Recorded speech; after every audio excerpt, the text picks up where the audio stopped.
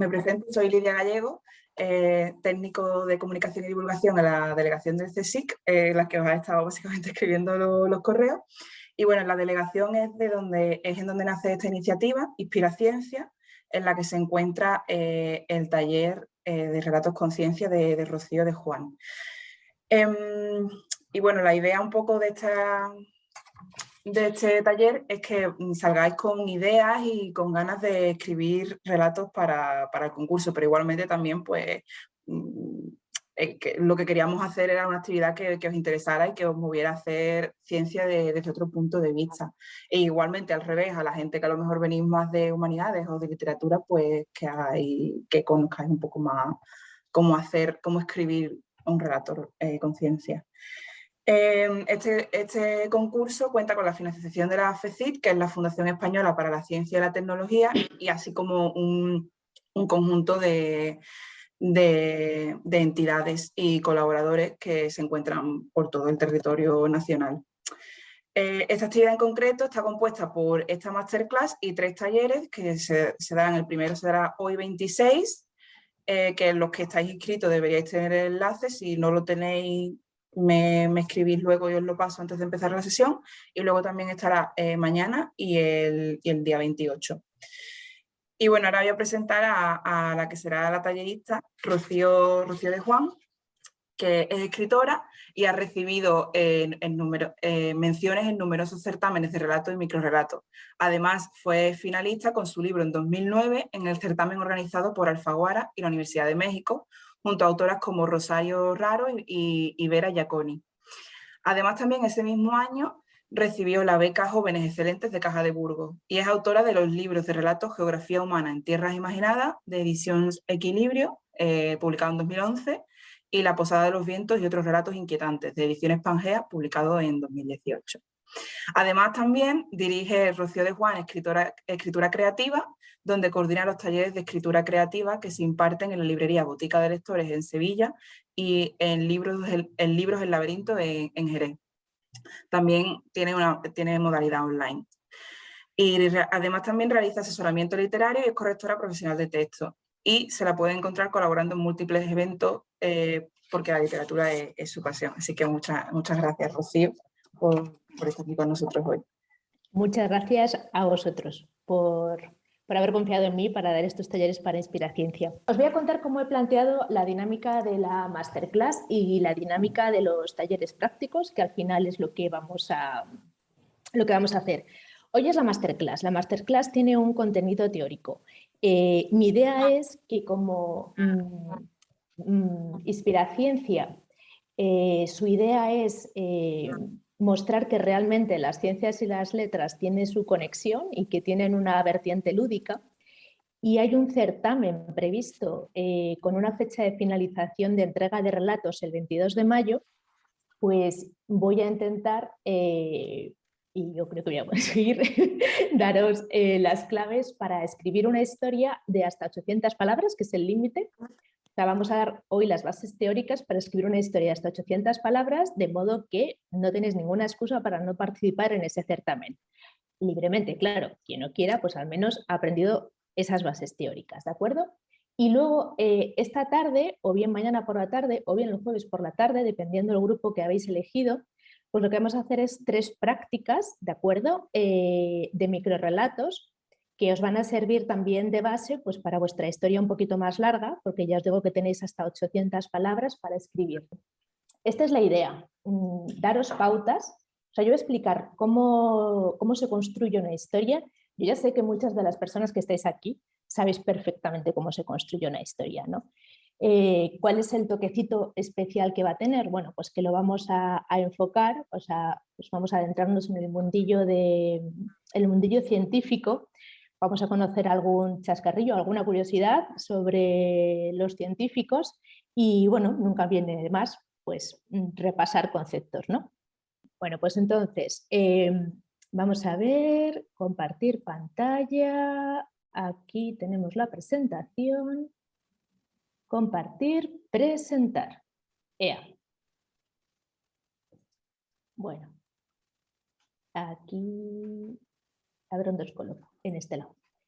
Bueno, taller de escritura creativo, relatos con ciencia, este es el nombrecito que le dimos, 26 de abril de 2022.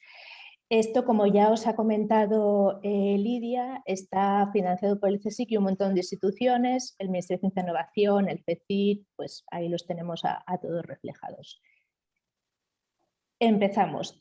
Esto, la gente que me conoce ya sabe que yo me encanta estructurar las cositas, entonces ya para que todo el mundo tenga claro qué es lo que vamos a estar viendo, este es digamos, el programa, ¿no? Vamos a hablar de los elementos que necesita una historia, vamos a hablar de cuál es la estructura de una historia, que no es lo mismo que los elementos, ¿de acuerdo?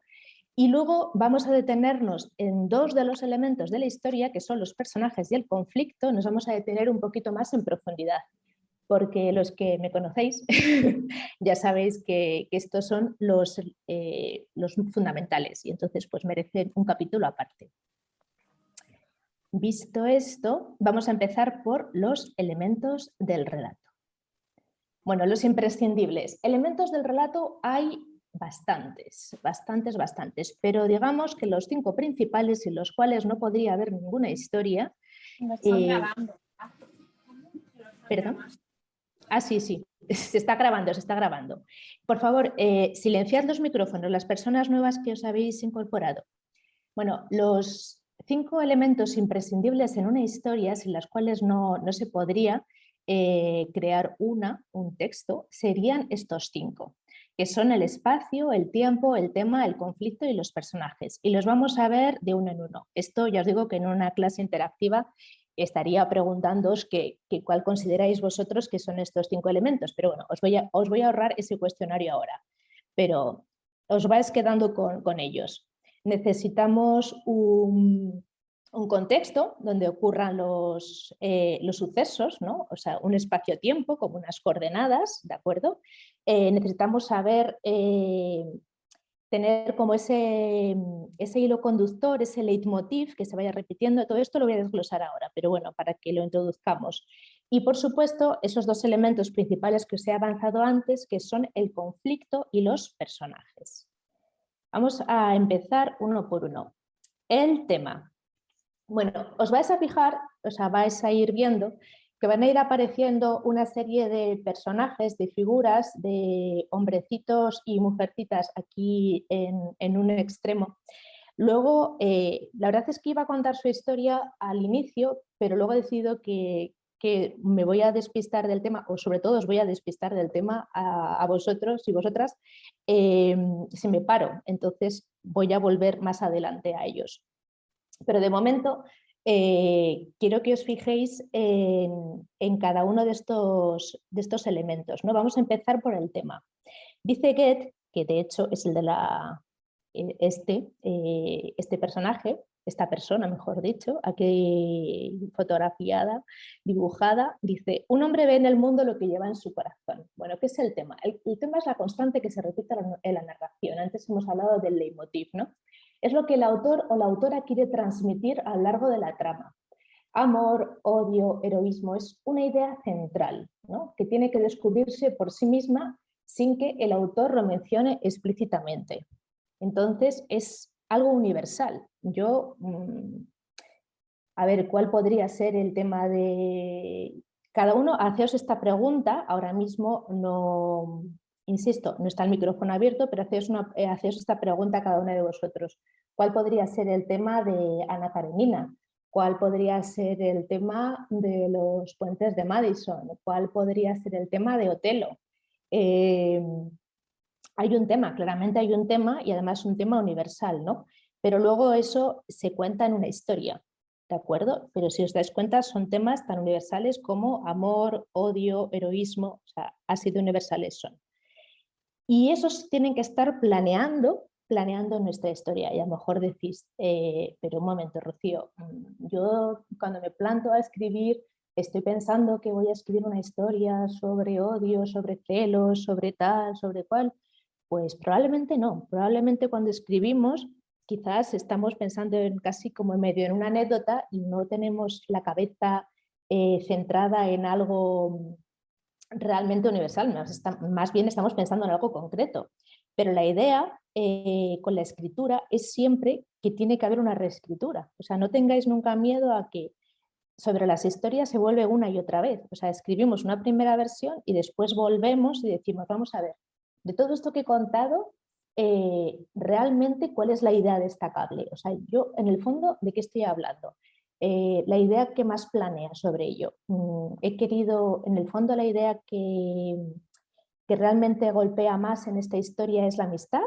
La idea que más planea es la sororidad, la idea que más planea es la incomunicación, por ejemplo. Y entonces esa idea es la que hay que potenciar en ese relato. Y entonces empezamos a quitar lo que sobra, ¿de acuerdo? Empezamos a quitar esa paja y en cambio nos quedamos con todo lo que alrededor del relato potencie ese tema. Y esto es lo interesante, claro, esto es lo que se llama pulir un relato, o sea, quedarme realmente con lo que a mí me conduce al tema. Y esto, de hecho, es lo que, ¿cómo se llama? Edgar Allan Poe, que es uno de los que se le conoce por ser uno de los primeros que teorizó sobre el cuento, pues llamaba la unidad de efecto, ¿no? Es decir, que todo lo que haya en una historia realmente vaya a potenciar el mensaje de la historia. O sea, no quiero ningún elemento que al final no me esté aportando a lo que realmente quiero contar. Tema. Punto siguiente. El espacio.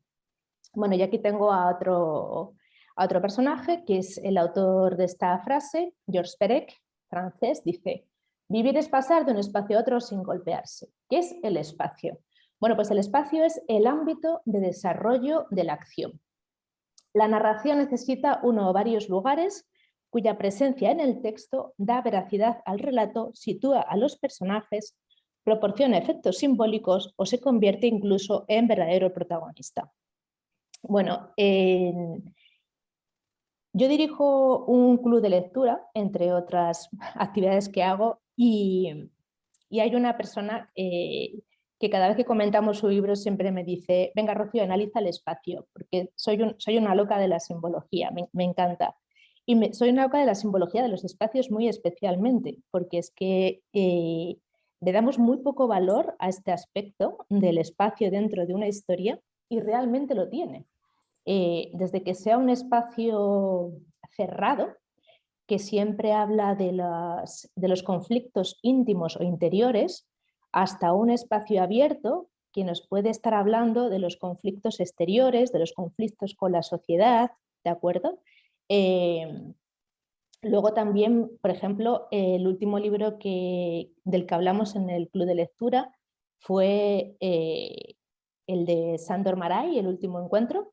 No sé si lo habéis leído, pero ese libro, por ejemplo, todo transcurre en una conversación entre dos amigos en el interior de una casa. Interior de una casa, conflicto interno, ¿de acuerdo? ¿Qué más? Está sucediendo en un salón en un momento del día que es el ocaso, frente a una chimenea, en el momento en que las ascuas se están consumiendo. O sea, todo eso, o sea, todo ese escenario está perfectamente montado. Los dos personajes protagonistas son mayores, están en el ocaso de su vida.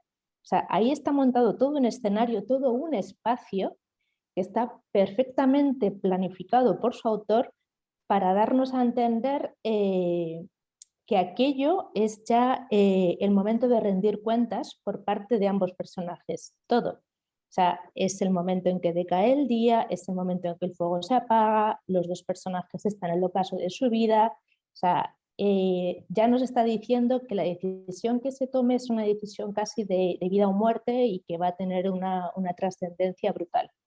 Todo eso, y todo eso lo transmite el espacio.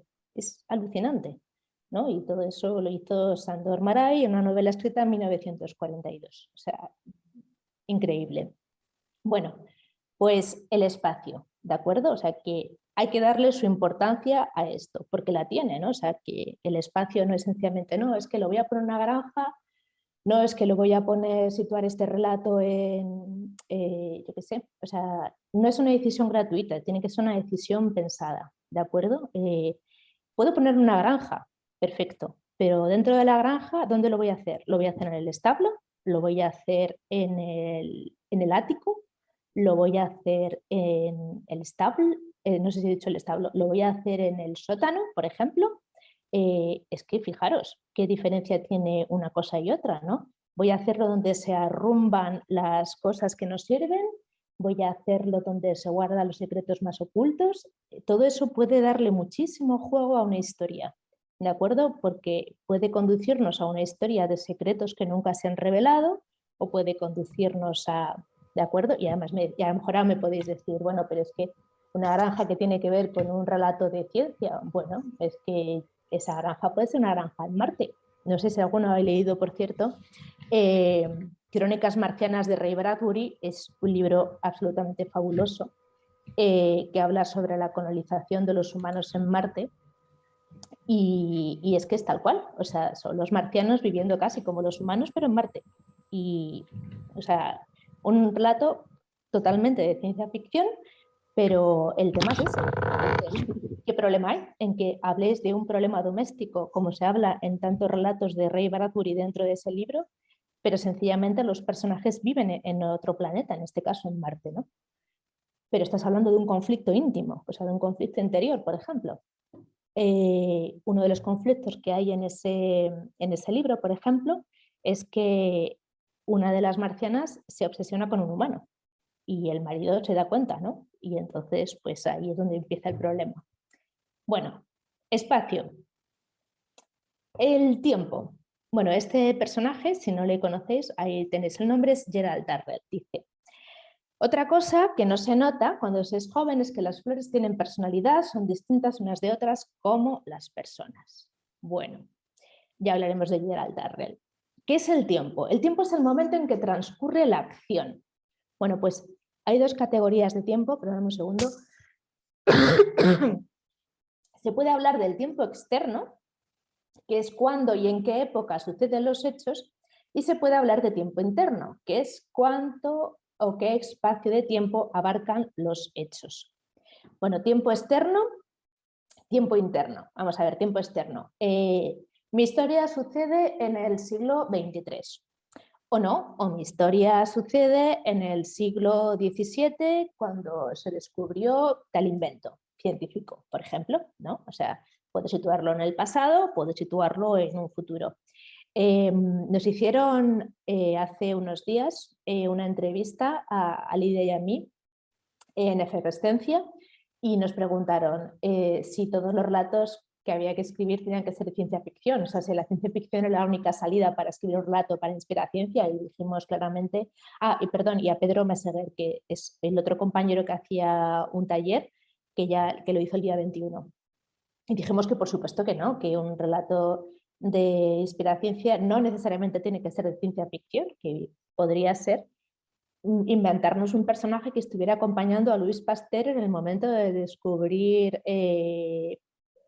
algo, ¿no? O sea, en el momento de que él descubriera su invento, su vacuna, o yo qué sé, o sea, nos ponemos al lado de Edison, nos ponemos al lado de quien sea, ¿no? O sea, que nos podemos ir al pasado, nos podemos poner en cualquier situación, que no necesariamente tenemos que meternos en una nave espacial, es lo que quiero decir, ¿no?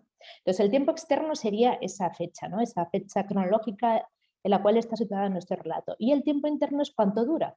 Entonces, cuando son relatos, la verdad es que los relatos, lo ideal sería que abarcara un tiempo breve. Con tiempo breve me refiero a que sea pues hombre, horas, días, pero no tiene mucho sentido que dentro de un relato abarque años.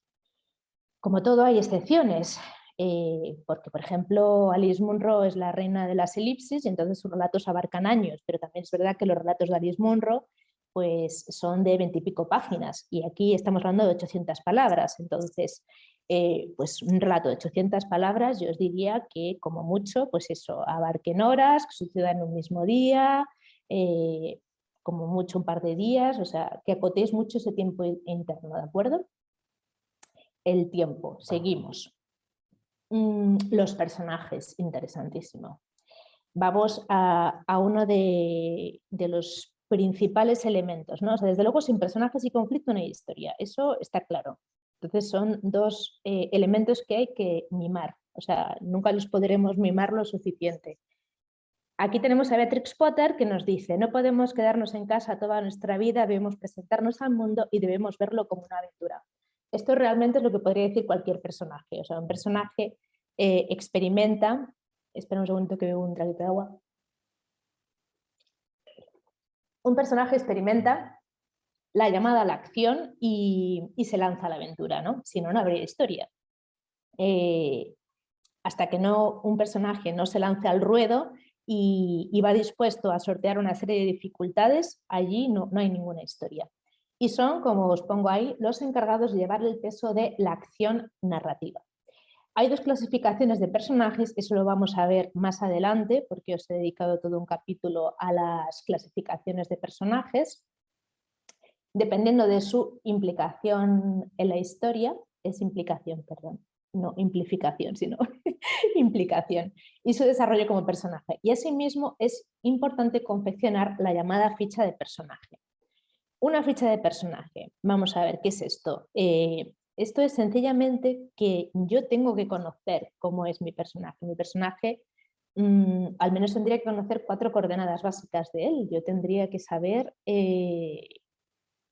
ya ni siquiera digo su aspecto físico, o sea, que tampoco es tan importante, pero desde luego tendría que conocer cómo es psicológicamente.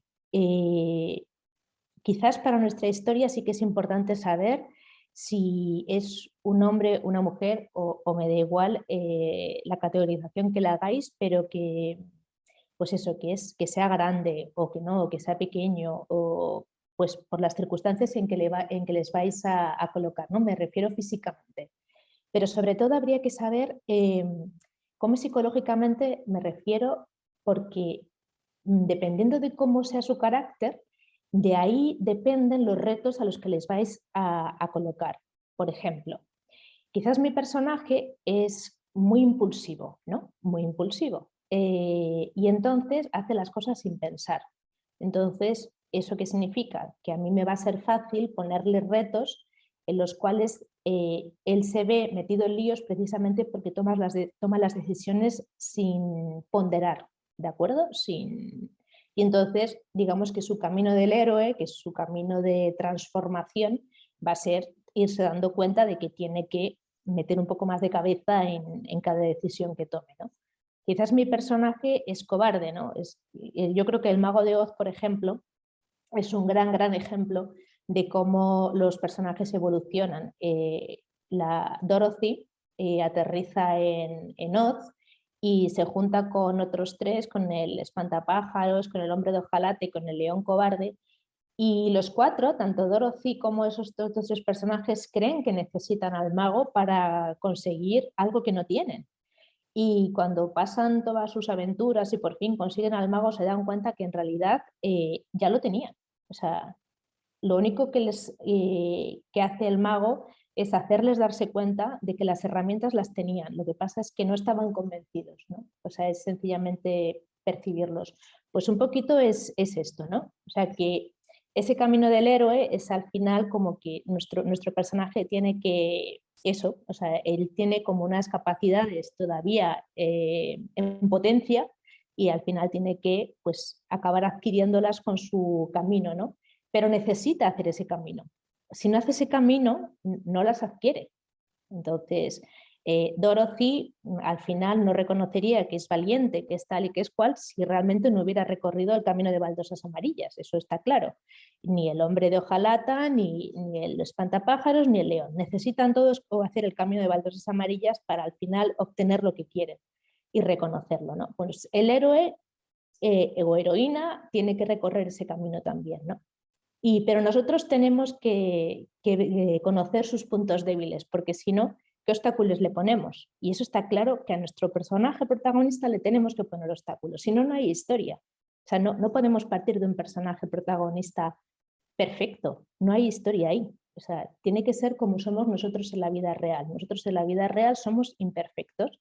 En la vida real queremos alcanzar cosas y evidentemente nos faltan recursos, nos faltan capacidades, nos faltan talentos o no sé, y tenemos que adquirirlos. Entonces sabemos, bueno, me encantaría conseguir esto, pero me falta este conocimiento, me falta este otro, me falta lo de más allá, ¿qué puedo hacer? Bueno, pues hago un curso, pues consigo a esta persona que me enseñe, pues ahora me muevo a esta ciudad, pues ahora aprendo este idioma, o sea, entonces nos vemos para conseguir lo que necesitamos, ¿no? Bueno, pues mis personajes lo mismo, ¿no? Y ahora me estrello, y ahora me equivoco, y ahora me caigo, y ahora me hacen la zancadilla, y ahora pues mi personaje le pasa exactamente igual, ¿no? Entonces eso es lo que tenemos que ir haciendo. En un relato y de 800 palabras, porque ahora todo esto lo he hablado en genérico, un relato de 800 palabras, mi personaje no le podemos poner tampoco 40.000 estos. Nos tenemos que centrar en lo que estábamos diciendo antes, en el tema. Imaginaros, quiero hablar de problemas de comunicación, pues entonces tendré que plantear una situación en la cual se vea claro que si el problema de mi personaje es que, por ejemplo, tiene una mala relación con, imaginemos con un hermano, porque si no lo de padre e hijos está como muy visto, pero imaginemos que tiene una mala relación con su hermano, nunca se ha entendido, quizás se han malentendido y han pensado que, cada uno ha pensado que era el favorito de su padre o de su madre, lo que sea. Y entonces han tenido siempre como mucha envidia el uno del otro y entonces nunca se han comunicado bien y han vivido vidas separadas. Y en un momento dado tienen que volver a reunirse y aclarar las cosas entre ellos. O se ven obligados a reunirse y acaban aclarando las cosas entre ellos, ¿no? Bueno, pues ahí estará, ¿no? O sea, que al principio es una convivencia, pues no terminan de entenderse, se malinterpretan las cosas, tal, hasta que al final ya pues por fin hablen y lo entiendan, ¿no?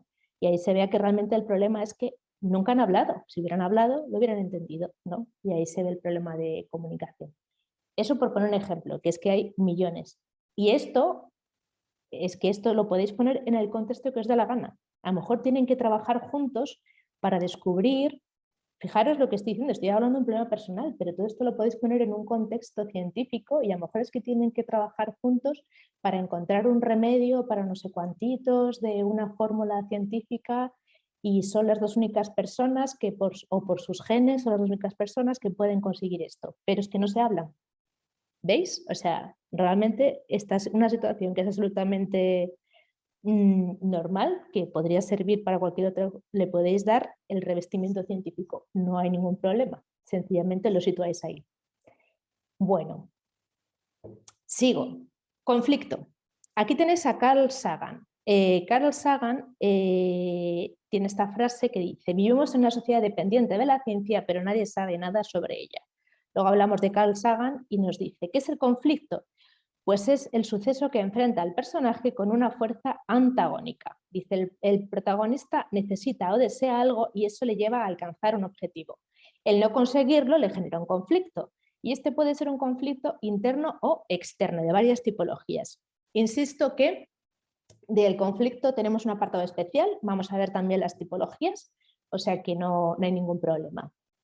Pues ya está, el conflicto es lo que estábamos contando antes, o sea, mi personaje se enfrenta con una fuerza antagónica. La fuerza antagónica puede ser el mismo. O sea, en el caso anterior de los hermanos, lo que ocurre es una absoluta incomprensión entre ellos, pero por pura cabezonería. O sea, o podemos considerar antagonista el hermano o realmente podemos considerar que antagonismo es que cada uno de ellos, porque no han entendido, o sea, porque no se han tomado por pura soberbia, que no han querido escuchar al otro. Entonces, realmente hay un conflicto interno. O sea, si queremos contar la historia, por ejemplo, desde el punto de vista de uno, pues realmente habría un conflicto interno. Nunca he querido escuchar al otro y entonces eso me ha dificultado no comprender que en realidad no había ningún problema, ¿no? No es que mi hermano me odiara, no es que mi padre le prefiriera, es que sencillamente no veía la realidad, ¿no? ¿Qué más? Interno y externo.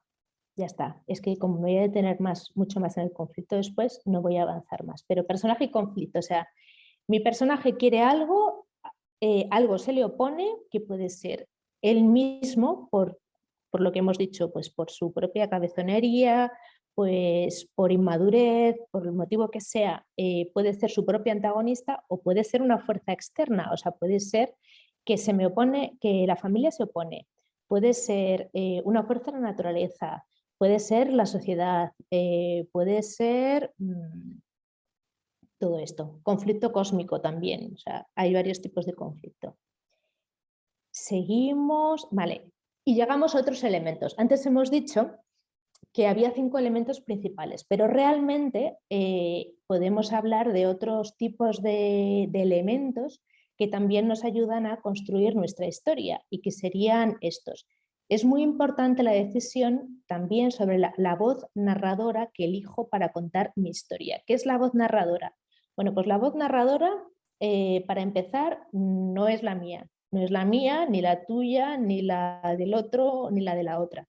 Es decir, no es la voz del autor, importante, ¿vale? No es la voz de Pepe, ni de Pepa, ni de Pepita. Es la voz que yo voy a elegir para que cuente esa historia, pero que no se corresponde con nosotros. Entonces, seguro que os suenan los narradores en primera persona, en segunda persona, en tercera persona, narradores omniscientes, narradores cámara, pues es ese tipo de voz. ¿Yo qué voz voy a elegir para contar mi historia? Quizás me interesa contar la historia en primera persona, por ejemplo. Y entonces, si cuento la historia en primera persona, pues imaginaros que lo va a contar un astronauta. Claro, pues lo va a contar un astronauta. Y yo, por ejemplo, yo, Rocío, voy a contar la historia. Yo, evidentemente, no soy el astronauta. Mi astronauta se llama Marvin, por ejemplo, entonces me voy a meter, yo me voy a meter en la mente de un astronauta llamado Marvin, y una vez que me imbullo de la mente de Marvin, que yo ya he hecho mi ficha de personaje, ya sé cómo es Marvin, sé cómo es su pasado, sé cuáles son sus miedos, sé cuáles son sus aspiraciones, sus deseos, porque eso es la ficha de personaje, o sea, conocer a Marvin, ya empiezo a escribir la historia en primera persona y entonces empiezo a contar la historia. Eso, por ejemplo, es una de las posibilidades, ¿no? Contar la historia en primera persona desde el punto de vista de Marvin, el astronauta. Pero evidentemente no soy yo, o sea que yo tengo que pensar en cómo podría hablar un señor astronauta. O sea, eso ya exige buscar la forma de hablar de un hombre, que evidentemente va a ser distinta de la mía. Si además se llama Marvin, pues, y probablemente sea americano, pues también tendrá otra forma de expresarse. Eso significa trabajar algo que se llama idiolecto, ¿de acuerdo? Idiolectos, lo voy a apuntar por aquí. A ver, aquí tengo el chat. Vamos a ver. Idio, que no significa de idiota, idiolecto. Idiolecto significa la forma peculiar de hablar de cada personaje. Forma peculiar de hablar de cada personaje. Y que sepáis que esto al final es lo que enriquece toda historia. Porque si conseguís diferenciar a cada personaje por su forma de hablar, de verdad que es la llave del éxito. Entonces, yo consigo que Marvin tenga su forma peculiar de hablar y nos cuente su historia a su modo. Seguro que si os dijera que la historia os la va a contar un granjero tejano, pues esto. O si la historia, yo vivo en Sevilla, por ejemplo, aunque yo no tengo acento andaluz porque evidentemente no soy andaluza, por parte de madre sí, pero bueno, soy leonesa. Pero bueno, si yo quisiera contar la historia narrada pues por una persona andaluza y le quisiera meter todos los dejes, pues claro, eso evidentemente tendría que darle credibilidad pues metiendo ese tipo de vocabulario, ¿no? O cortando las frases, tal y cual, pues eso sería meterle el idiolecto. Una forma de narrar, primera persona, astronauta Marvin. Imaginaros que digo, no, pues si lo cuenta Marvin en primera persona, pues me va a contar sus pensamientos, sus reflexiones, lo que siente, lo que ve, pero ya está, ya no me puede contar mucho más. O sea, pueden contarme lo que ve, lo que oye, lo que siente, pero... Y poco más. Yo necesito que la historia llegue un poquito más, que me pueda contar más hechos. Elijo un omnisciente. El omnisciente me puede contar todo. El omnisciente es Dios. O sea, el omnisciente conoce todo de todo el mundo, todos sus pensamientos, conoce el pasado, el presente, el futuro, lo que ocurre en todos los lugares, se puede meter en la cabeza de todos los personajes, pues de acuerdo. Entonces, pues ese omnisciente me va a narrar, probablemente con un narrador que tenga un tono neutro, insisto, seguimos sin ser nosotros, o sea, no somos nosotros contando esa historia, es un narrador neutro que en todo caso le podemos dar un poquito de personalidad, podemos incluso hacer un narrador humorístico, podría ser podréis narrarlo en clave de humor, ¿por qué no? Podéis hacer una historia divertida en inspiración humorística, un narrador con chispa. Omnisciente, que lo sepa todo, pero insisto, cuando hagáis diálogos dentro de esa historia, recordad que cada personaje habla de un modo diferente, que es que no son clones, a no ser que vuestra historia vaya de clones, claro. ¿Qué más? Un narrador cámara que todo lo ve, ese desde luego que no puede opinar, solamente describe. Este es bastante limitado para contar una historia, pero lo podríais hacer. ¿Qué más posibilidades? Un narrador en segunda persona, interesantísimo, un narrador en segunda persona. Habla casi como si profetizara. Probadlo, es un experimento muy, muy interesante. Y quizás para un rato de inspiración también le daría como su toque, sí, le daría un toque guay. Y además deja como diría yo, como una especie en oculto al final quién está contando la historia. Ese le podéis probar, ese podría quedar muy chulo. Un narrador en segunda persona. ¿Cómo es narrar en segunda persona? Es muy fácil, vosotros poned siempre los verbos en segunda persona, por ejemplo.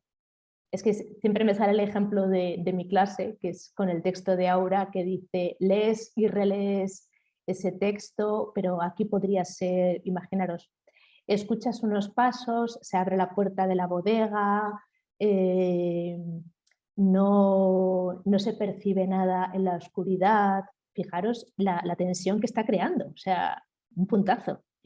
Está muy, muy bien el narrador en segunda persona.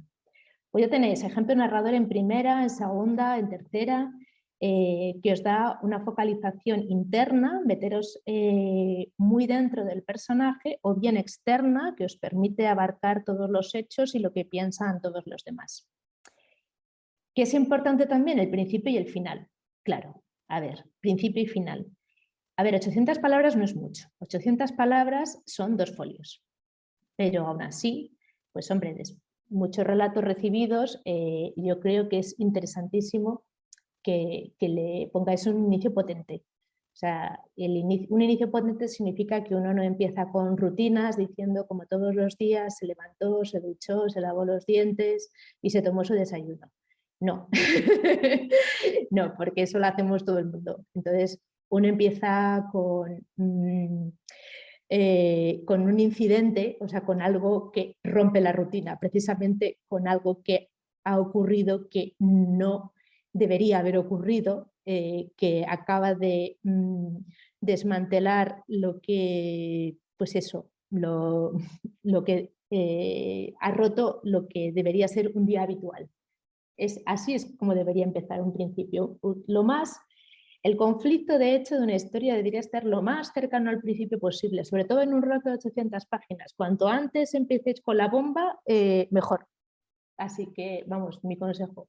Y desde luego que si al principio habéis empezado potentes y prometiendo una historia guas, pues al final no podéis desinflaros. O sea, el final también tiene que ser igual de apoteósico, ¿no? O sea, que esa misma tensión narrativa que la habéis prometido al principio, pues al final hay que mantener esa promesa. Bien, el ritmo. Bueno, el ritmo viene dado por trabajar las frases. Bueno, viene dado por varios factores. Viene dado, por una parte, por el uso de los verbos y por otra parte, por el tema de los párrafos y las frases. Los verbos. Si queréis crear un efecto delirante, pues el pasado, tipo el verbo corrí, hablé, salté, no porque estoy usando verbos de acción, sino por el tiempo verbal que estoy usando, ¿de acuerdo? Y luego hablo, digo, corro, muestro. El presente también provoca ese efecto de inmediatez, ese también es muy bueno. Y luego las frases, pues las frases que se unen con coordinadas copulativas, por ejemplo, o sea, que no son subordinadas, quiero decir, que no son muy largas, las frases que son cortas o en todo caso unidas con coordenadas copulativas, también permiten que el ritmo vaya mucho más fluido. Y en cambio todas estas que se hacen, pues eso, que se van uniendo interminablemente con qués y con conjunciones relativas, seguramente hoy en día, creo que casi todos, bueno, imagino que seréis tan jóvenes como yo, muchos de vosotros, pero creo que ahora han cambiado todos los nombres de esto, así que no tengo ni idea de cómo se llamarán las conjunciones de relativo hoy en día, pero bueno, ya me entendéis. Cuando dice y resultó que y no sé cuánto, porque, aunque, pues todas estas conjunciones que van uniendo frases interminables, pues eso al final evidentemente hace que la frase sea más larga. Y también el ritmo, que esto nunca me cansaré de decirlo y corregirlo, por favor, evitad el abuso de los adverbios en mente. Evitad el abuso de la voz pasiva. Y evitad el abuso del gerundio. O sea, os estoy dando ya tres pistas muy gordas, ¿vale? Adverbios en mente. Estos son muy fáciles de localizarlos. Poned la palabra mente y dadle a buscar en el texto, en Word. Y cuando los haya, cambiadlo enseguida por otra cosa. Pues constantemente, de modo constante. Realmente, si os sale un realmente, borradlo, porque ya os daréis cuenta que el realmente sobra, o sea, no hace falta. ¿Qué más? Inadvertidamente, de manera inadvertida. Es que sobran y es que ralentizan muchísimo. ¿Qué más? Los gerundios, también los gerundios, es que porque todo ese sonido ND se repite muchísimo, y la voz pasiva. Y la voz pasiva también inmoviliza muchísimo la acción. Entonces, si queréis dar ritmo, si queréis que la cosilla tenga ritmo, y me supongo que queréis que tenga ritmo, estas tres cosas, por favor, minimizadlas. Mostrar y decir. Mostrar y decir. Vamos a ver. Esto es ese adagio que usan los americanos y que lo llaman show, don't tell, que al final lo que viene a decir es que es muchísimo más interesante explicar una cosa mostrándola que diciéndosla, por ejemplo. En vez de decir, pues se angustió, no, una persona se angustió, pues describir cómo se angustia, ¿no?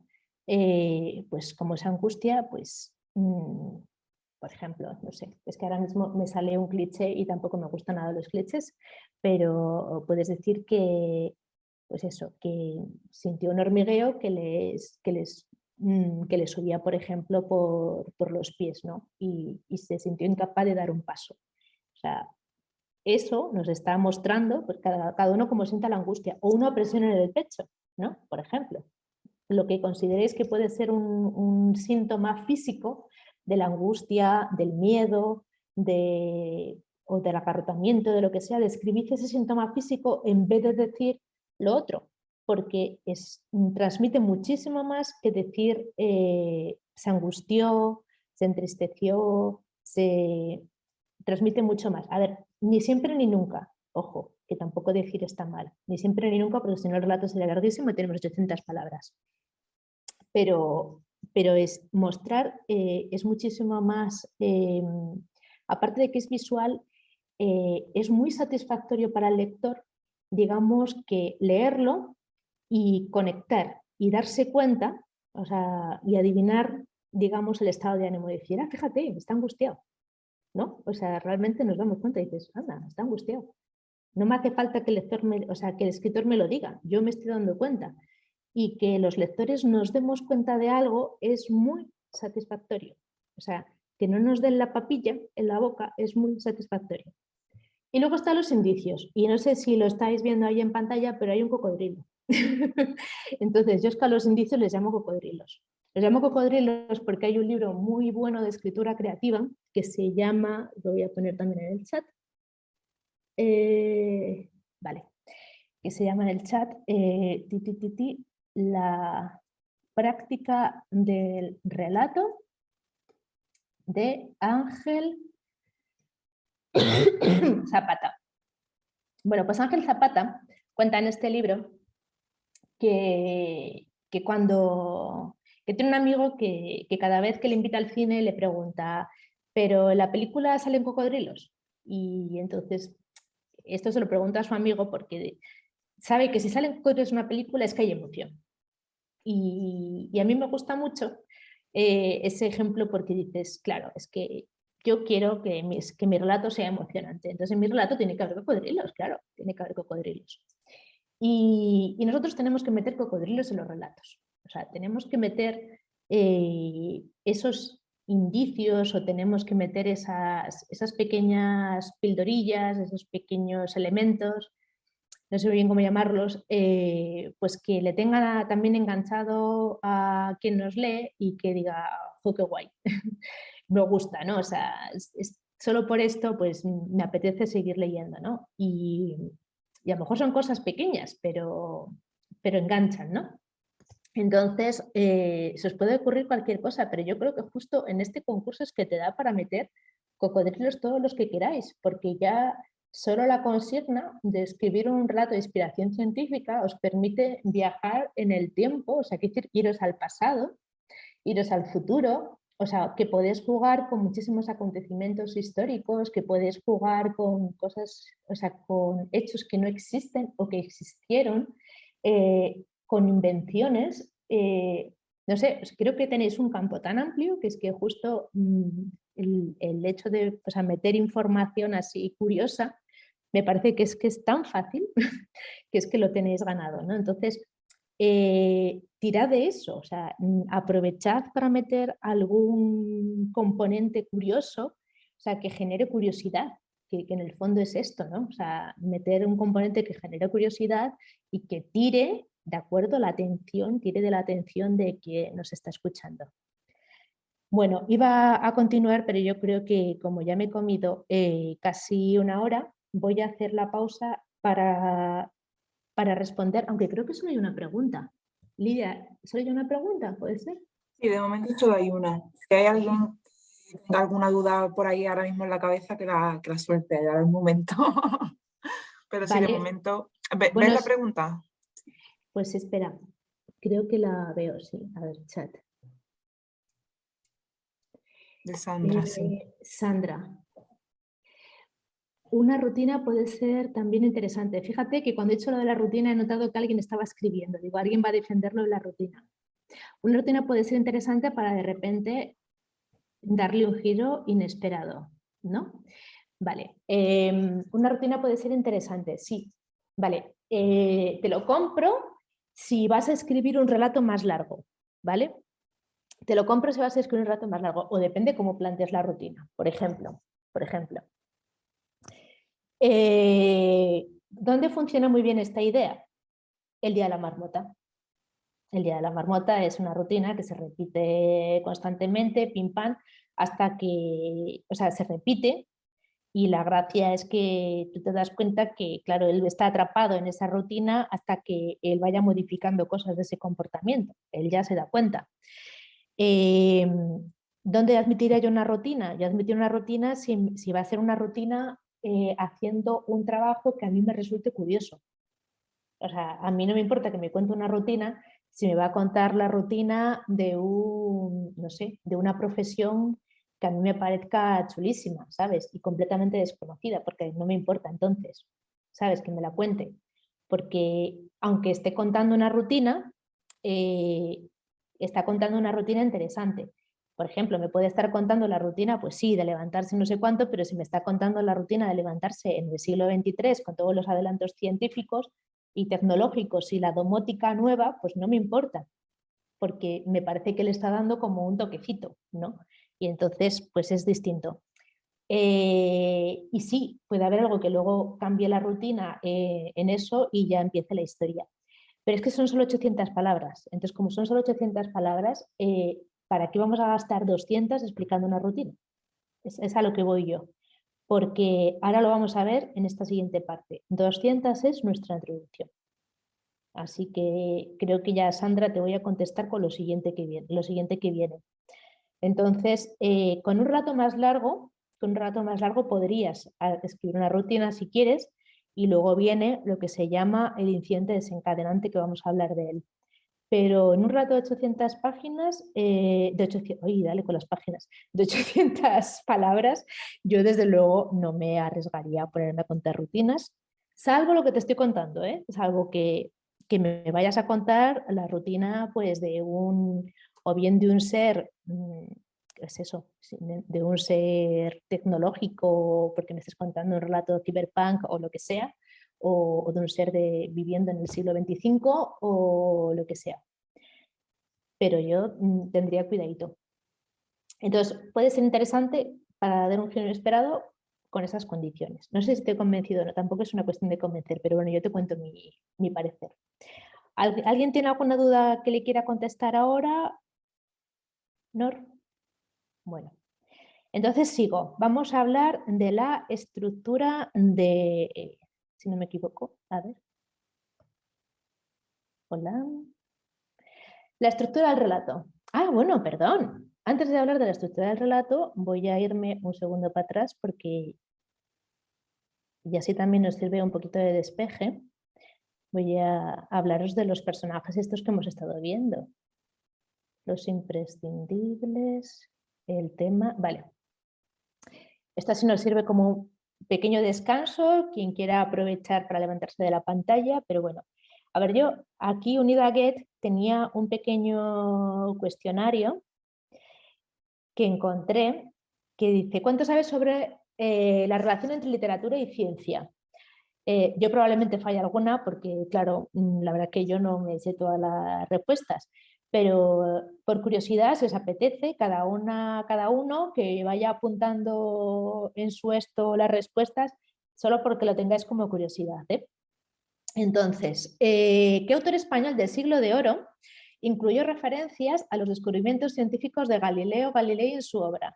Entonces, si queréis anotar, no en el chat, no, o sea, esto para vosotros, si queréis anotar en algún lado, por ejemplo, el 1, opción A, B o C, para saber, porque esto inmediatamente me canta si hemos acertado o no. ¿Qué autor español del siglo de oro incluyó referencias a los descubrimientos científicos de Galileo Galilei en su obra?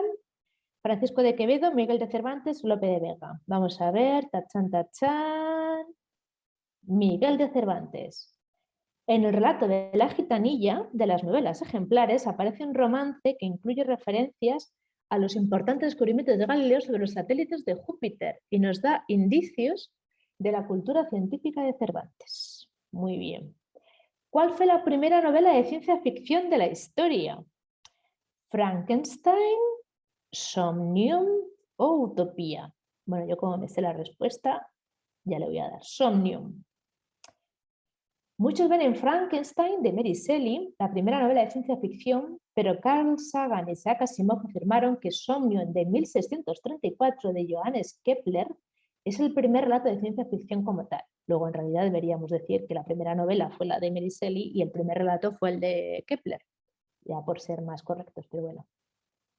¿Qué escritor argentino, y yo sé que entre las personas presentes tenemos una argentina, fue también un gran físico que llegó a trabajar en el laboratorio Curie y en el MIT? Ernesto Sabato, Julio Cortázar, Julio Verne, pues Ernesto Sabato. Antes de convertirse en uno de los escritores más importantes de la literatura hispanoamericana del siglo XX, Ernesto Sabato fue un reconocido físico que trabajó en centros internacionales de primer nivel. Sigamos. La otra gran pasión de Bertrand Russell, premio Nobel de Literatura en 1950, fue la astronomía, las matemáticas, la física. Don't know, astronomía. No, las matemáticas.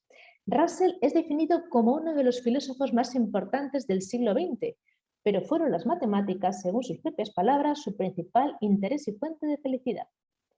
Eureka, la última obra que escribió Edgar Allan Poe, es una disertación en torno a ¿La física de las matemáticas, el terror de las pesadillas o los avances de la tecnología? Física y matemáticas. Tras la muerte de su mujer, Edgar Allan Poe se sumerge en la física para escribir su 10º y último libro, el ensayo Eureka. Estaba convencido de que sería recordado más por sus ideas científicas que por sus escritos literarios. Pues no, va a ser que al revés. ¿Con qué célebre escritor se enfrentó el mago y escéptico Houdini respecto a la autenticidad de sus sesiones de espiritismo? ¿Con Lewis Carroll, con Arthur Conan Doyle o con Roger Garrick Steele? Pues Arthur Conan Doyle. Houdini trabó una gran amistad con Arthur Conan Doyle, con su esposa Jean, grandes creyentes en el espiritismo. Ambas celebridades acabaron enzarzados en una controversia pública que acabó con su amistad. ¿Cuál fue la formación académica del célebre escritor de ciencia ficción Isaac Asimov? ¿Bioquímica, medicina o astrofísica? Pues pese a lo que pudiera parecer, bioquímica. Asimov se graduó como bioquímico en la Universidad de Columbia en 1939, pero su carrera científica fue corta, porque pronto comenzó a obtener más dinero de su escritura que de su trabajo académico. Bueno, ¿qué tal os ha ido el test? Más o menos, ¿no? Yo no sé si acerté la mitad. Bueno, pues aquí tenemos a Goethe, y Goethe, por su parte, era el poeta ecologista. Bueno, es que lo de Goethe era maravilloso. Goethe es conocido, ¿vale? Además de poeta, novelista y dramaturgo, dedicó gran parte de sus ratos libres al estudio de la óptica, la meteorología. Perdonadme, no os estoy preguntando si veis lo que presenta la pantalla. Lidia, ¿se ve? Sí, se ve, no hay problema. Vale, vale. Óptica, meteorología, anatomía, zoología, mineralogía, fisiología y paleontología. De hecho, hay un museo nacional en Weimar, ¿de acuerdo?, que tiene 19.000 piezas de minerales, rocas y fósiles, ¿de acuerdo?, en una casa diseñada por él mismo. Él probó la existencia del hueso intermaxilar en los seres humanos. Tiene la goetita, esto que está llamada así en honor a él, ¿de acuerdo? Y luego también tiene pasión por la botánica. O sea, también tuvo pasión por la botánica y de hecho, pues eso, se dedicó a recorrer floristerías, campiñas y jardines, tal. O sea que, fijaros. Este es Goethe. Perdón, que tengo que pasarlo así. Este es Goethe. Luego, Georges Perec perteneció a un movimiento literario llamado el Oulipo. Sí que se ve, ¿no, Lidia? Literatura y matemáticas unidos en Oulipo. Vale. Sí, Bueno, no te pues preocupes, si no se ve, yo te si no se ve, avísame, sí. Vale, entonces, todos estos hombrecitos eran escritores y matemáticos. Bueno, en su inmensa mayoría, porque la verdad de la vida es que yo esperé que era sociólogo. Pero bueno, casi todos ellos eran... Mira, aquí está Italo Calvino, que luego aparecerá más adelante, por eso no lo voy a poner. Este es Georges Perec, el de las barbas. Y todos estos formaron el Oulipo, que básicamente se lo pasaban bomba escribiendo, usando las fórmulas matemáticas como inspiración. Entonces, es una chulada. Y bueno, no sé, a mí desde luego me ha servido mucho para hacer muchos ejercicios y de hecho todavía sigue vivo. El Oulipo sigue presente y sigue teniendo miembros.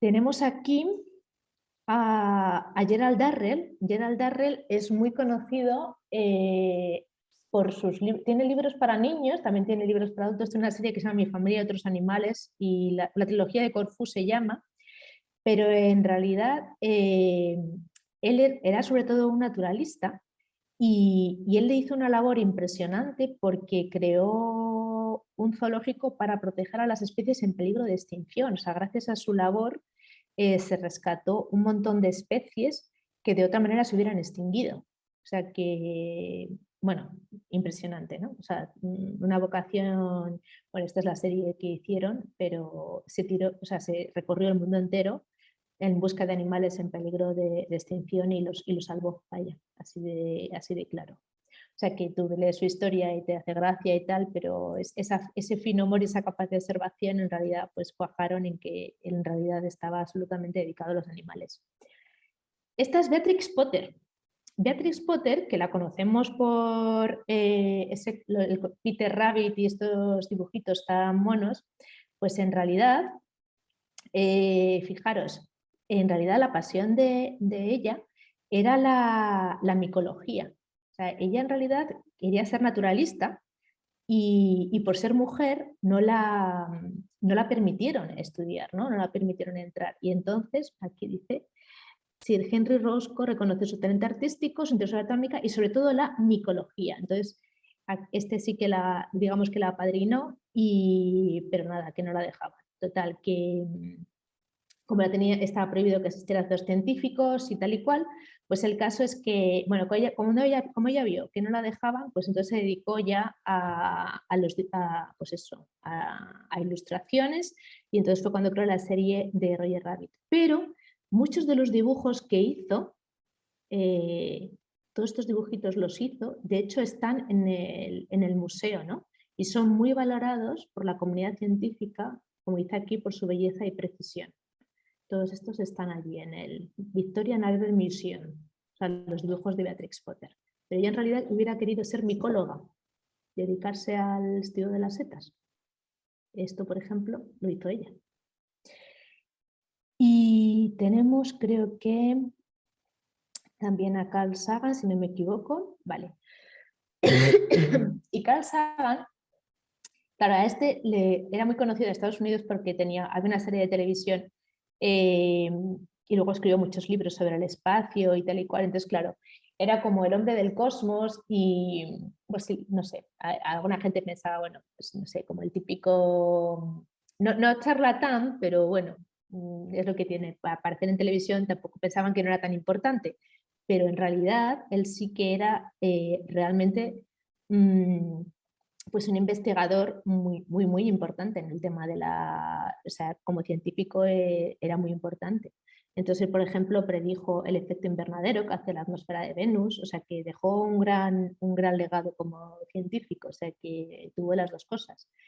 A ver, aquí dice, en las dos misiones Voyager para explorar, fue uno de los miembros del equipo, o sea, que no es que solamente fuera un personaje público y luego escribiera libros y tal y cual, sino que realmente él había hecho su labor y que había estado investigando y que tal y cual, estaba súper volcado en la ciencia.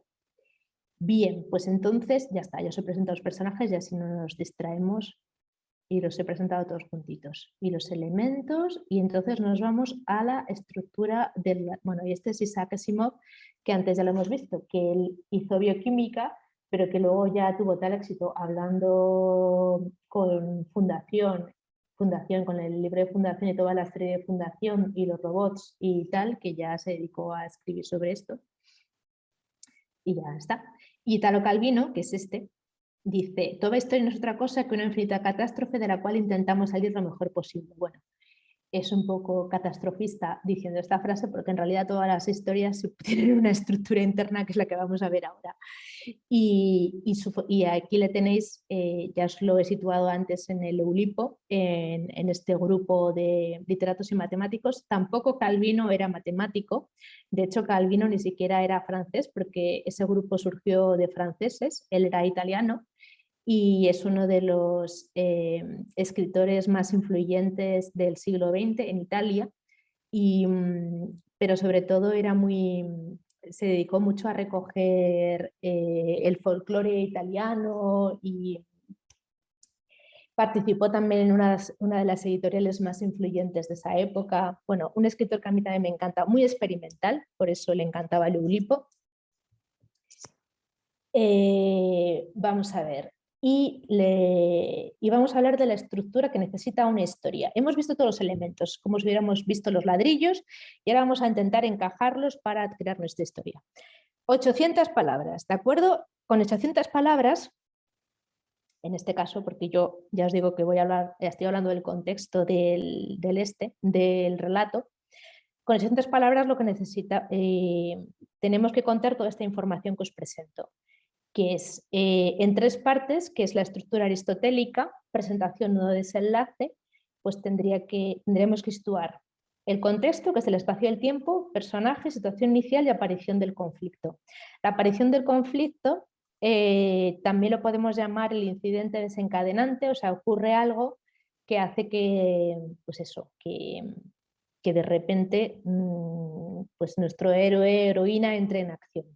Es lo que antes decía Sandra, pues sí, tenemos una situación inicial y luego esa rutina se puede ver alterada, ¿no? Puede ocurrir algo inesperado, pues sería aquí, ¿no? Luego está el nudo, que me gusta llamarlo el territorio de los monstruos. Bueno, la expresión no es mía, pero me gusta tanto que ya me la he robado. El territorio de los monstruos me gusta porque es verdad, es donde le dan tortas a mi protagonista. Es que si no le dan tortas no tiene gracia la historia. Yo os he puesto mínimo 3 obstáculos con dificultad creciente. Y luego está, perdonadme, el desenlace. Yo antes os he contado 3 obstáculos con dificultad creciente. Sería un obstáculo, 2 obstáculos y el tercer obstáculo, que es el que yo llamo el gran obstáculo, pues se resuelve aquí, en esa tercera parte, ¿no? Resolución del gran obstáculo, cerramos los flecos que haya podido haber en la historia y luego hacemos un final abierto o un final cerrado. Ya está. Final abierto, final cerrado. Esto tiene una proporción.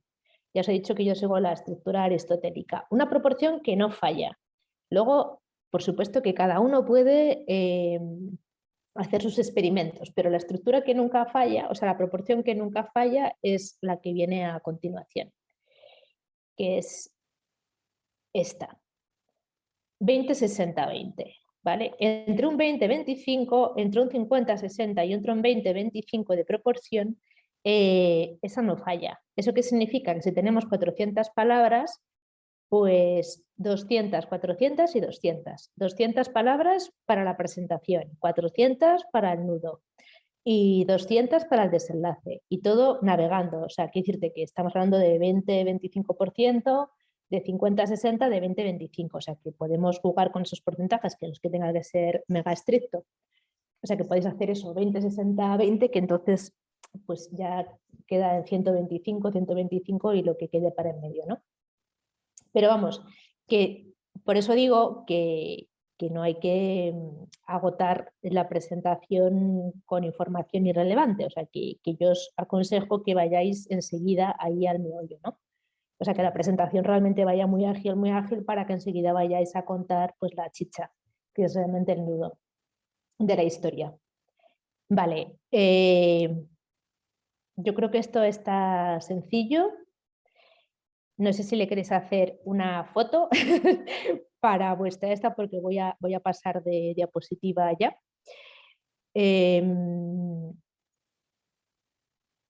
Y vamos a hablar de los personajes, que os prometí que iba a hablar un poquito de la tipología. Hay 2 tipologías, ¿vale? Una tipología que nos lo clasifica entre principales, secundarios, incidentales, y otra tipología que nos lo clasifica entre redondos y planos, que al final es casi lo mismo. Fijaros que os he añadido principales y les he añadido aquí las redes sociales abajo, ¿de acuerdo? Al secundario le he puesto solamente el correo electrónico y al incidental y al plano no les he puesto nada. Pues es un poquito como para representaros qué importancia tiene que conozcáis sus datos. Yo del principal me sé todo, o sea, por supuesto que me sé su cara y por supuesto que me sé todas sus redes sociales, su correo electrónico, vamos, que le tengo hecha la ficha policial. O sea, eso es lo que yo tengo que saber del principal. Y según esta otra clasificación, lo mismo. Es decir, en las dos tipologías, o sea, las 2 clasificaciones, el principal y el redondo coinciden. O sea, es un personaje redondo, es lo que es un personaje principal.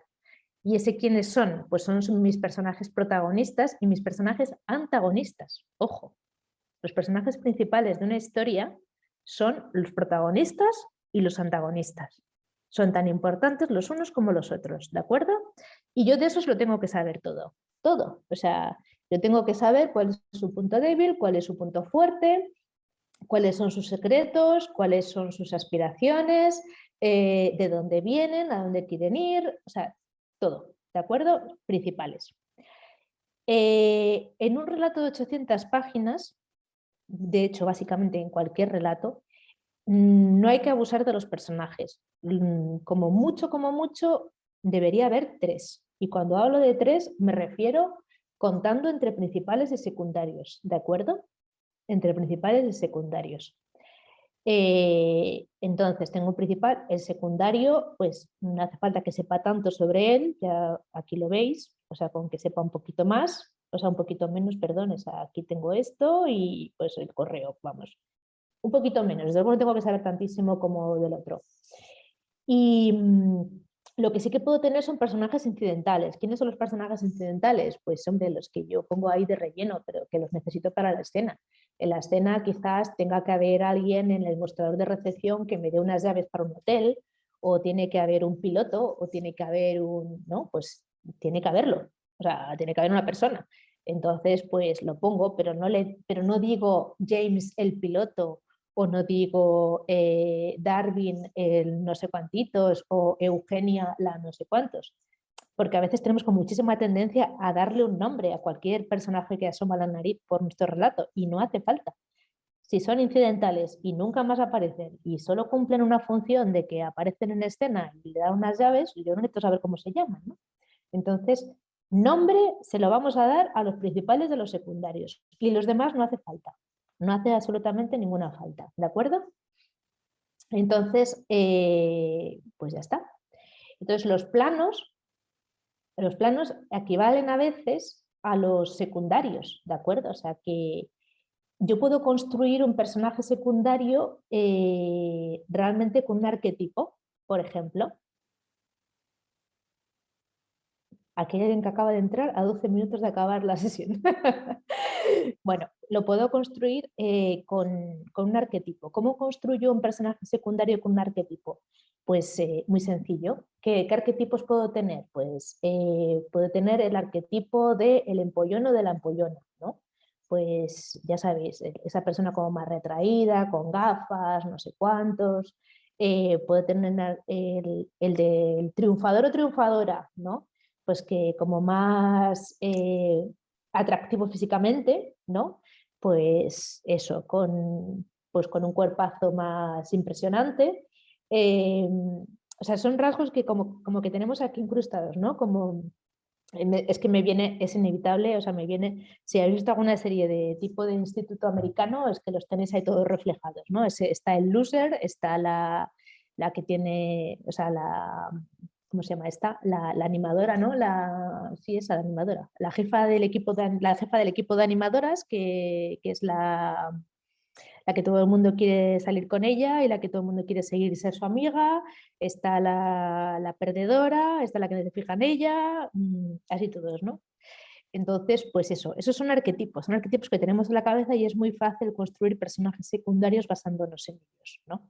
Pues porque enseguida el amigo simpático, que nadie quiere salir con él, pero todo el mundo le cuenta sus penas, por ejemplo, ¿no? O sea, esos son arquetipos. Y nos es muy sencillo construir personajes con eso. Y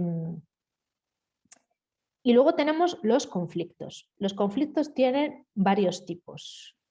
De hecho, podríamos distinguir 6 tipos de conflictos. El interno es muy sencillo, os lo dije, es conflicto con uno mismo. El familiar, bueno, pues yo quiero algo, mi familia se me opone, ¿no? Conflicto familiar, ahora mismo se me está ocurriendo, es una novela un poco clásica, pero es la de Washington Square, por ejemplo, de Henry James, es conflicto familiar. No sé, cualquier conflicto en el cual un hijo o una hija quiere algo y sus padres se le oponen, pues ya está, ya tienes conflicto familiar.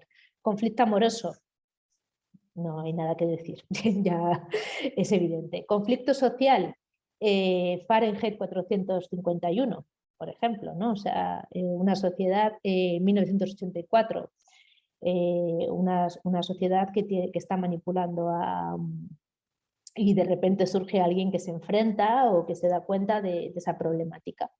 El conflicto de situación.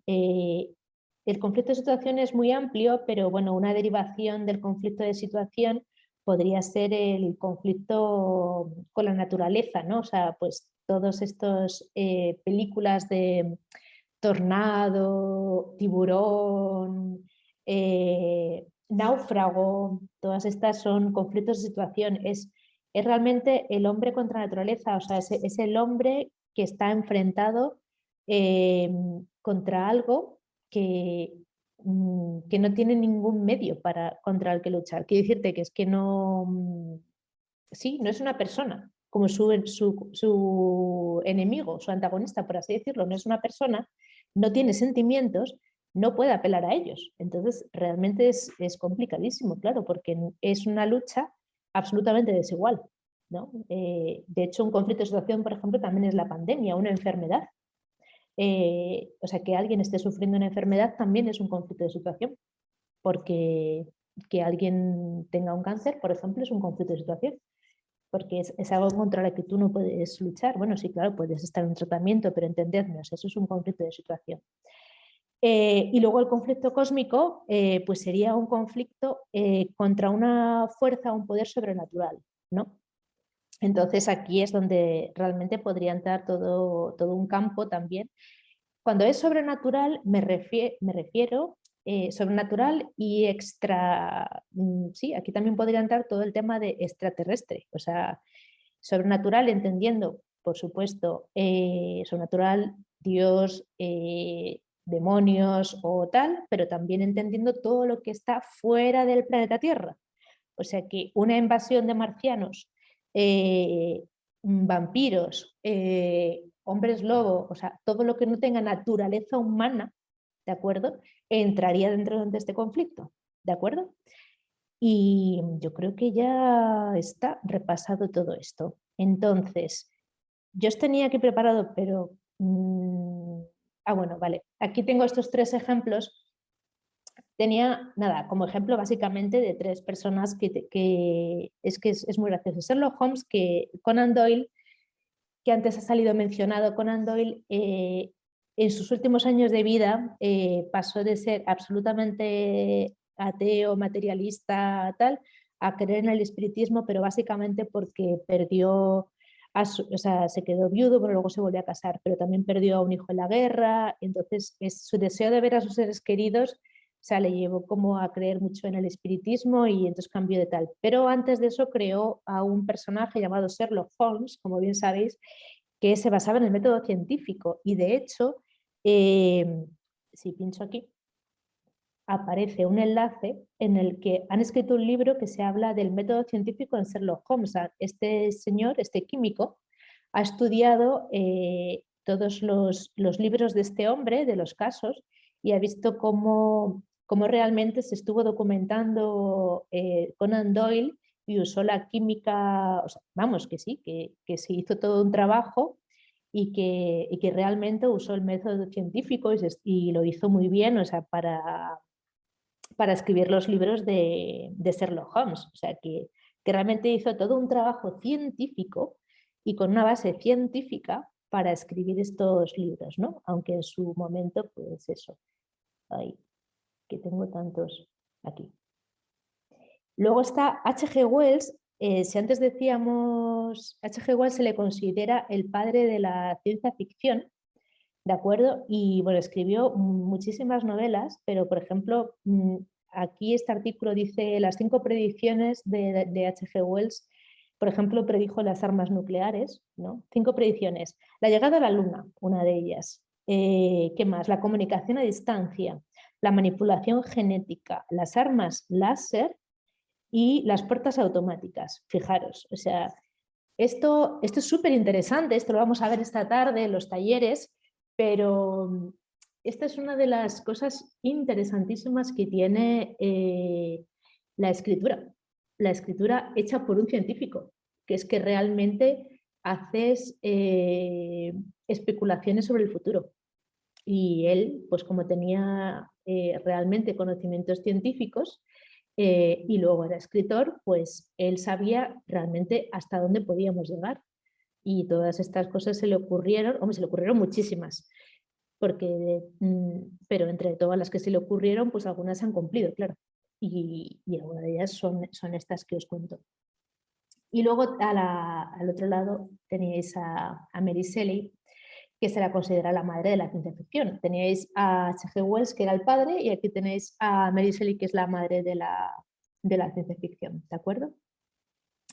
Muy bien, pues lo siguiente que teníamos, pero que ya no nos va a dar tiempo porque os quiero dejar un buen descanso, sobre todo a mi grupito que ahora tienen, pero esto no os preocupéis porque tenéis el enlace, que de hecho os lo voy a copiar, el enlace,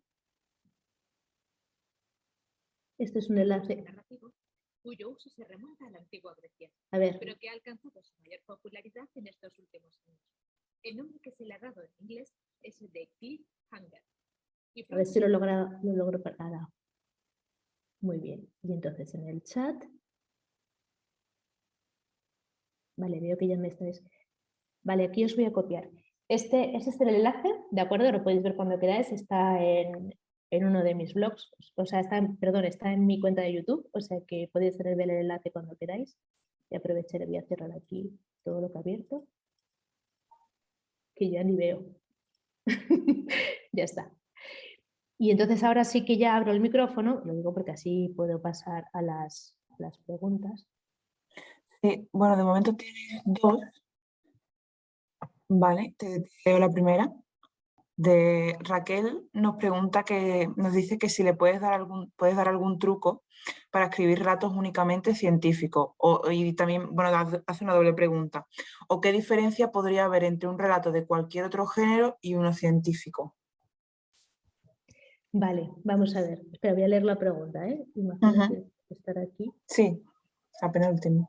A ver si lo encuentro en la pantalla del chat. Aquí, chat. Vale.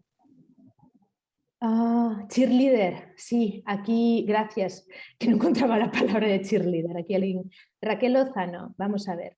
¿Puedes darnos algún truco para escribir relatos únicamente científicos? Únicamente científicos. ¿O qué diferencia podría haber entre un relato de cualquier género y uno científico? Vale, relatos únicamente científicos, relatos únicamente científicos. Vamos a ver, en el momento en que estás escribiendo un relato, ¿de acuerdo? O sea, no estás haciendo algo únicamente científico, Raquel, porque ya estás haciendo un producto que es literario. Eso es lo primero. O sea, tú puedes escribir un artículo científico, porque ya le estás dando forma, estás haciendo una exposición científica, puedes escribir un artículo científico, pero un relato únicamente científico no, o sea, tú sí que le puedes dar una base científica, sí que puedes apoyarte en un descubrimiento científico, sí que puedes pegarte lo más posible a la realidad de un hecho científico, todo eso lo puedes hacer, ¿no? Yo creo que con esto te estoy contestando, pero si no, ahora te dejo que abras el micrófono y me preguntes. Raquel. Sí, ¿me escuchas? Sí, te escucho. No, creo que me has contestado. Lo que pasa que me parecía que era como un poco generalidades lo que estábamos tratando y te preguntaba, pues eso, si tenías algún truco para ceñirnos al relato puramente científico, pero efectivamente considero que también es complicado. Porque tú quieres escribir un relato puramente científico. No, claro, o sea, quiero decir, relatos hay de muchos géneros, exactamente igual que la literatura en general, ¿no? O sea, puedes hacer un relato histórico, un relato romántico, un relato de terror, un relato negro, pero un relato científico a mí me resulta complicado, no sé cuáles son las bases o qué trucos puedes darnos para hacer un relato científico. ¿En qué grupo vas a estar para la clase práctica? Pues no me he apuntado al taller porque es que hoy no tenía tiempo por la tarde, pero... ¿Hay otro grupo mañana y otro grupo pasado? Pues a lo mejor sí, si hubiera plazas. Sí, sí. hay plazas mañana y pasado. Sí, Vale, si pues quieres, escríbeme vale. o inscríbete o escríbeme directamente al correo. Lo pongo aquí el correo Vale. y me puedes enviar. Y ya está a punto de ir. Como esa es la parte práctica, ¿sabes, Raquel? Ahí lo vas a ver. Ah, vale. Pues nada, disculpa, ¿eh? No, por el amor de Dios, encantada. Gracias, Vale, Raquel. a ti. Muy bien. Vamos a ver la siguiente pregunta. María Antenient, ¿una historia puede tener varios conflictos distintos? Por supuesto. Por supuesto. De hecho, lo normal es que tenga varios conflictos. Sobre todo, cuanto más larga es la historia, más fácil es que lo tenga. Las novelas, por supuesto, tienen varios conflictos. O sea que puedes tener una historia, casi diría, cuando son conflictos internos es más sencillo que tengas una historia solo con conflicto interno que en el caso contrario. Cuando tienes conflictos externos es muy complicado que tengas un conflicto externo y no tengas también un conflicto interno. ¿Sabes? Viceversa es complicado. El conflicto interno suele estar casi siempre presente. María Antenient, creo que te estoy pronunciando fatal el apellido, pero bueno, me perdonarás. ¿Te he contestado? Sí, gracias. Vale. ¿Alguien tiene alguna otra pregunta que me quiera hacer ahora? Carolina deja un comentario y dice que gracias, Rocío, me parece súper interesante y que mañana en el taller seguiremos aprendiendo. Gracias a ti, Carolina. Y Gracias.